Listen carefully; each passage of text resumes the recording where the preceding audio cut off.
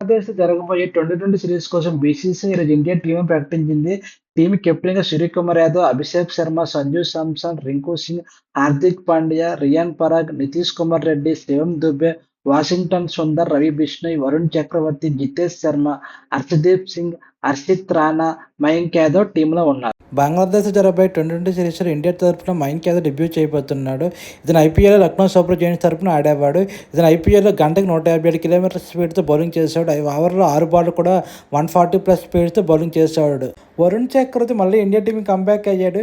2021లో T20 world కప్లో India తరపున debut చేసిన వరుణ్ చక్రవర్తి మళ్ళీ 3 ఇయర్స్ తర్వాత మళ్ళీ ఇండియా టీం సెలెక్ట్ అయ్యాడు. ఇతను ఐపీఎల్లో కేకేఆర్ తరపున ఆడుతున్నాడు. ఆంధ్రాకి చెందిన ఆల్రౌండర్ నితీష్ కుమార్ రెడ్డి కూడా బంగ్లాదేశ్ జరగబోయే 2020 సిరీస్లో ఇండియా తరపున డెబ్యూ చేయబోతున్నాడు. ఇతను ఐపీఎల్లో ఎస్ఆర్హెచ్ తరపున ఆడుతున్నాడు. బంగ్లాదేశ్ జరగబోయే 2020 సిరీస్లో ఇషాన్ కిషన్, రుతురాజ్ గైక్వాడ్, శ్రేయస్ అయ్యర్ మిస్ అయ్యారు.